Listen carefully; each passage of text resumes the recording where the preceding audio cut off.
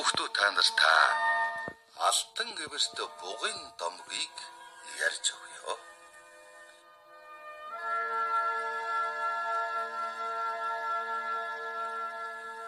Чингис хаан хоройзмын эзэнд алтан аргамжаа 2 удаа талцдуулсандаа ихэд хэлгэнэн уурлаж юу ч тогтоож дийлэмгүй догшин сүлдэт их морт цэргийн хөдлөн дайснаа элтэн хөсөөр ийнд мөрөнд тулж ирсэн цаг.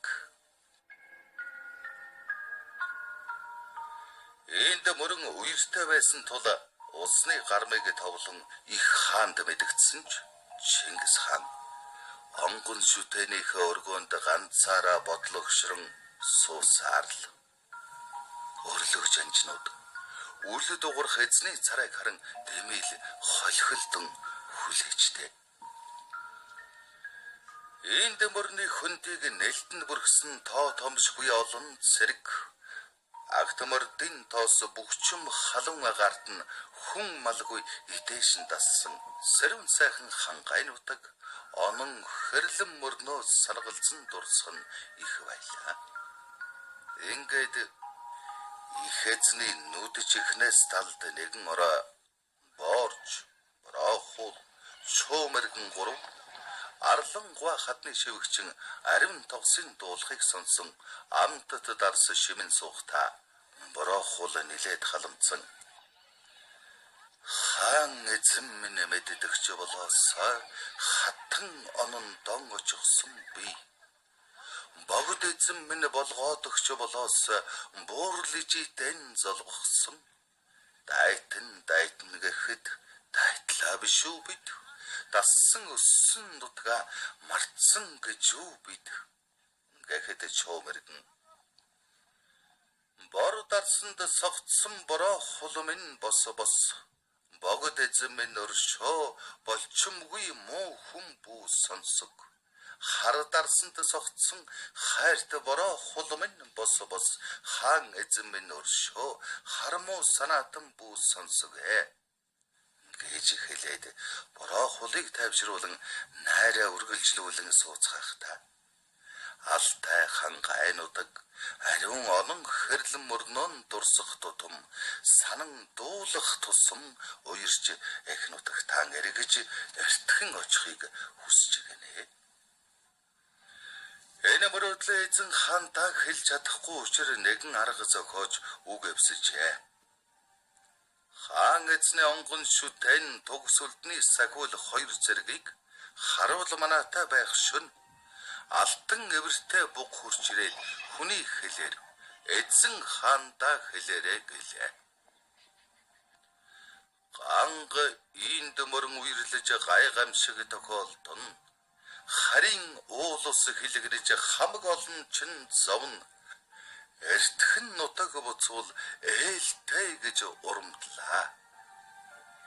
Ингэж хэлэхээр нь бид гайхаж энэ ямар жиг ургаваа гэж бодоод хаан танд хэлэхээр ирээд байна хэмээн хэлж ярихаар тохирч гэнэлтэй.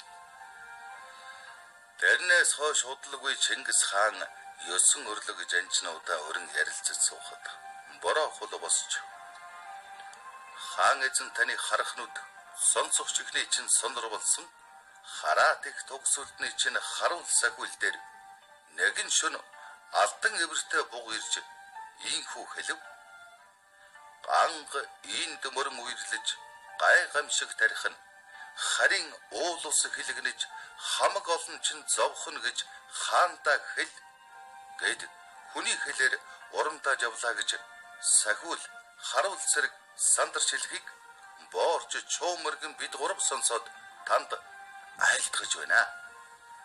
Гэхэд Чингис хаан ихэд гайхан хачи юм да гэхэд нь боорч тэр харуулын зэрэг үүдэнд байгаа оруулах уу гэхэд Чингис хаан оруул гэж толгой өглөө. 2 цэрэг орж ирэн хаанд сөгдөж үдсэн харснаа хэлэх Чингис хаан гайхсан янзтай харж сууснаа. Хуруугаар нэг цэргийн дуудан дэрэгдээ авчирч чихэнд нь юм шивнэн асуух шиг болсноо. зүүн чихээ ортуулан сонсов. Тэгснэ зүүн талдаа суулгаж гин. Нөгөө цэргийн бас дахин хуруугаараа дуудаж дэрэгдээ авчирч баруун чихэнд нь юм шивнэлээ. Нэг юм асуух шиг болсноо баруун чихээ ортуулан нэг юм хэлүүлж сонсох шиг болсноо баруун талдаа суулгаад хөөхтүүдэд идэ барь гэлээ. Тэгээд идэ амсныхан дараа та хоёр явж ажиллаа хий гэж гэнэ. Хоёр цэрэг эзэн хаантай ёслоод гарахаа Чингис хаан уран хуруугаараа магнайгаа тулж бодлуулан сууснаа. Энэ хоёр цэрэг буг хараагүй юм байна.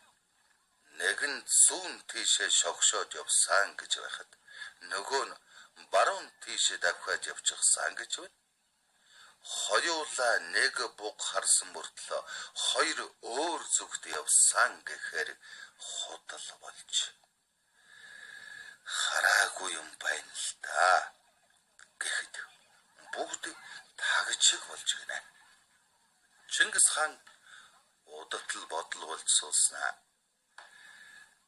Та нар ихэнх утгаа санаа юу та гэхэд нь бүгд нэгэн дуугаар тийм ээ гэсэнд хаан инээд алдан удаан бодол болсноо ингэж хэллээ. Нэгд та нар нутаг усаа сансан хойно буцхан зөв саналгүй л яхав. Хоёрт амар амгалан ажи төргсөн гэж бодох чинь зөвөө. Гуравт дайтай гэж ирсэн дайсан нэгэнт дарагдаж дайсангүй боллоо. Буцъя та. Маргааш ихэн гэрэгдэлдэж их цэргийг буцаая гэж зарлиг болгосон гинэ. Ингэж ийнд гангамөрнөөс их зэрэгэн татаж энэтхэг улс аврагдсан гэдэг.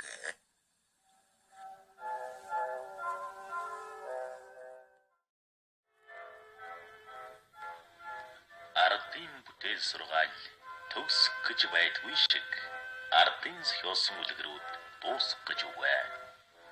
Энэ үлгэрийн сургаалыг эндэж бүү мартаарай. Маргаашийн үлгэр болтол багчуу дүү нар минь баяр